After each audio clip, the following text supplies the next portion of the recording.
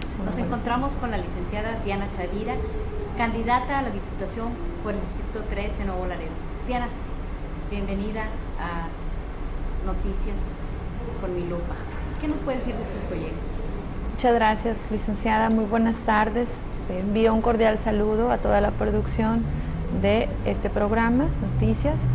Y quiero decirles acerca de nuestro proyecto que, en primer término, yo soy candidata a diputada local por el partido Movimiento Ciudadano y me corresponde el Distrito 3, así es que hemos estado luchando casa por casa del Distrito 3 para hacer labor de conciencia, para hacer que las personas reflexionen sobre el Nuevo Laredo que nos ha heredado un conjunto de gobiernos, ex gobiernos y gobiernos actuales, tanto el local como estatal y federal, que mucho daño le han hecho a la economía de las familias, le han hecho al entorno de la sociedad y sobre todo a la niñez, porque encontramos en Nuevo Laredo una tasa alta de niños que no se encuentran en un nivel de progreso que desearíamos tener como sociedad.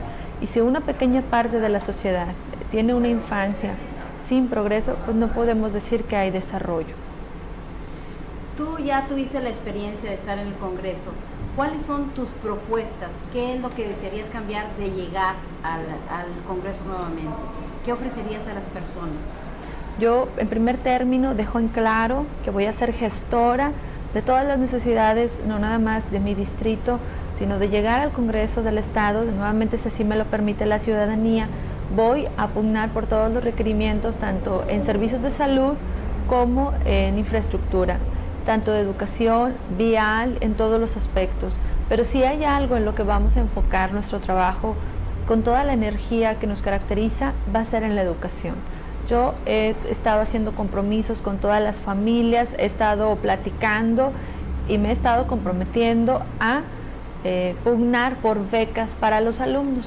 ¿Cuáles alumnos? Pues específicamente para los de bajos recursos, que son de primaria y de nivel secundaria también. Cobertura total en becas, que es lo que queremos, se cubra. De llegar al Congreso, ¿cómo harías para que tus propuestas sean tomadas en cuenta? Porque son muchas personas las que están ahí, son varios partidos. ¿Cómo le haría Diana para rescatar sus propuestas y para defenderlas? Hay muchas propuestas que hemos dejado en el Congreso.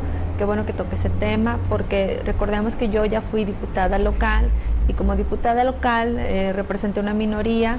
En ese entonces yo tenía 21 diputados que representaban a la legislatura, en la legislatura representaban a la bancada del PRI y todos ellos desechaban las propuestas y las iniciativas que teníamos nosotros a bien llevar al Congreso.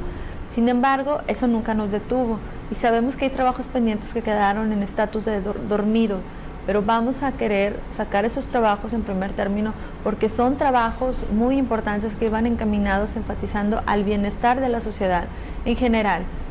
Nosotros cuando llegamos a la función pública, las baterías van dirigidas a todos los sectores, pero también la pregunta es ¿cómo le haríamos si tenemos en contra a una mayoría? Pues bueno, que nos asista la razón y que nos vuelva a asistir otra vez la razón y el apego a la legalidad.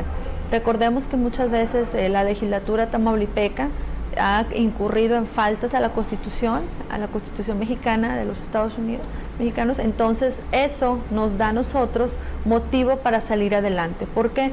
Porque nadie está por encima de la Constitución, en absoluto, ni un grupo de políticos mayoritarios, ni una bancada que se siente seguro porque tienen la barredora, o sea, no.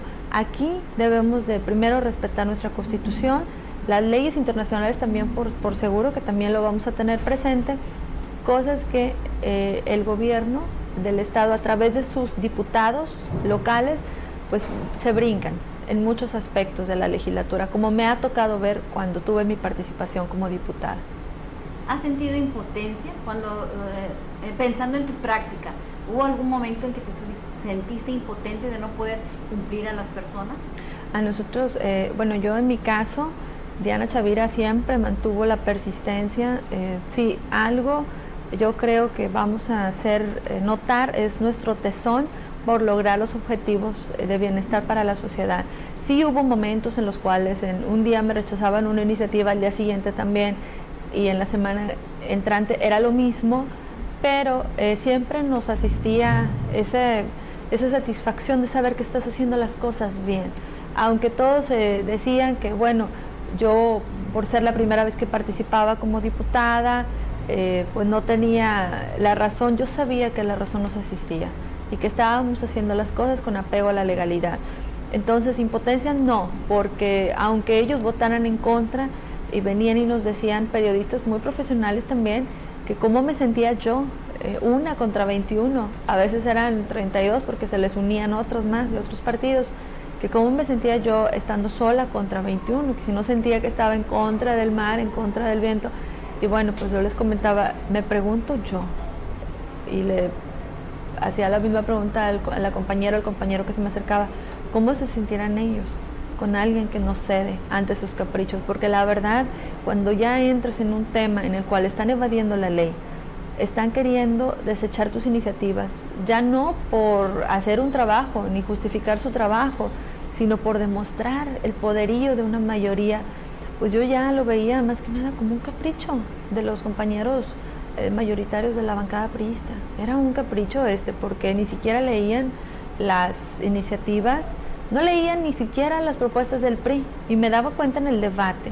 Pues subíamos a debatir y las propuestas te llegaban un día antes en la noche. En el caso mío, me las hacían llegar menos de 24 horas de tiempo, que esto está en contra de la ley, porque un diputado tiene que tener tiempo para estudiarlo, pero lo hacían con ventaja para que yo no estuviera preparada. Lo que no sabían es que yo no dormía una noche antes por estar leyendo, porque yo no iba a ir a la tribuna, nunca me subí a la tribuna sin haber leído y sin haber estudiado. Siempre que me subí, estuve consciente de lo que estaba yo diciendo, hablando, y eso es lo que no tenían mis compañeros del PRI. Ninguno. Me tocaba participar contra los de Reynosa, contra los de Victoria, contra los de Tampico, tocó. Nunca los de Nuevo Laredo, ellos nunca discutieron conmigo, pero no daban pie. Nunca daban un debate de altura como merece el Congreso del Estado de Tamaulipas tener.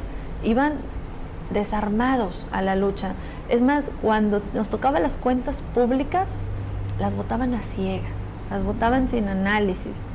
Y yo creo que lo siguen haciendo igual. ¿Y cómo es posible que voten cuentas públicas, el municipio más endeudado, uno de los municipios más endeudados del país, digan lo que digan? Yo siento que esta legislatura está teniendo el eco de la anterior. Y bueno, vamos a seguir haciendo nuestro trabajo como lo hemos venido haciendo, con dedicación, con entrega, porque cuando vamos a pedir el voto, nosotros no tuviéramos cara de hacerlo si no hubiéramos hecho un buen papel. ¿Con qué cara vas y le pides a la ciudadanía que vuelva a confiar en ti si tú no representas para ellos los intereses que ellos necesitan? El pueblo a veces se decepciona de que siempre los mismos candidatos, de que las mismas promesas. Si volvieras a estar, ¿darías cuenta de lo que están haciendo en el Congreso al pueblo? ¿Dirías o qué harías? Por supuesto. Uno de los mecanismos de transparencia, de información, es ahora sí que el informe de trabajo legislativo que tenemos que hacer los diputados. Yo tuve bien hacer esos informes, uno fue aquí en el Centro Cívico de Nuevo Laredo, otros fueron en otras ciudades, pero yo creo que es importante tener contacto con la ciudadanía, decir qué estamos haciendo bien y qué se está haciendo mal. Y bueno, esto lo toman nuestros compañeros de otros partidos como una exhibición, porque a veces no quieren que la gente se entere de muchas cosas que allá pasan en el Congreso del Estado y bueno, pues en el gobierno del Estado también, lógicamente, pero específicamente en el tema de Congreso sí, tenemos que tener en cuenta que las personas que están a cargo de ahora sí que las comisiones más importantes como finanzas, seguridad, educación, tienen que entregarle cuentas a la ciudadanía de qué hay, qué están haciendo, qué están trabajando para mejorar, para lograr esas gestiones que la gente necesita, que la sociedad reclama. Y yo creo que hemos estado manteniendo esa postura de informar, de ser transparentes y lo seguiremos haciendo. ¿Alguna propuesta específica de lo que más te pida la gente y que si llegaras a la diputación lo intentarías? ¿Cuál es? Sí, nosotros tenemos bien claro que hay muchas propuestas de educación, pero hay una que voy a tocar ahorita en este momento porque de las propuestas de educación hemos estado marcando, haciendo mucho hincapié, tanto nuestro candidato a la presidencia municipal, nuestros demás candidatos a la diputación por el Distrito 2 y el Distrito 1, pero hay otro tema que está por ahí en el tintero que quiero tocar, es el tema de la democratización de los medios de comunicación. Los medios de comunicación, yo pienso que no pueden seguir atados a un gobierno o a un partido, tienen que ser totalmente imparciales, abiertos, neutrales, y esto no se va a lograr en la medida que no se estipule una ley para que esto se respete. O sea, el problema aquí en Tamaulipas no es que se requieran más leyes y que haya necesidad de leyes nuevas, sino que se respeten las de la Constitución Política de los Estados Unidos Mexicanos, que se respeten las leyes internacionales, porque aquí, por ejemplo, en Nuevo Laredo, no se respetan muchos de los derechos laborales de los trabajadores, de las maquiladoras sobre todo. Algunas maquiladoras cierran, se van y dejan a los trabajadores sin su finiquito, sin su despido. Entonces todo ello demuestra que hay vacíos en la ley, pero no tan de naturaleza como podemos llamarles vacíos, sino hay malos administradores de la ley. Lo que se requiere no son más leyes, sino buenos administradores de la ley que sean honestos, que sepan que tienen un compromiso con la ciudadanía y no con las empresas transnacionales o con algunas empresas extranjeras que vienen nada más a aprovechar la mano de obra barata. ¿Algo más que deseas agregar? Muchísimas gracias, estoy luchando para hacer conciencia. Invito a la ciudadanía a que reflexionen sobre su voto, a que piensen que los candidatos del Movimiento Ciudadano somos la verdadera transformación, representamos el cambio verdadero, y que si hay una oportunidad para transformar nuestra ciudad en lo que era antes, es esta. Y la cita la tenemos el día 7 de julio. Muchísimas gracias. Gracias, Diana. Al contrario.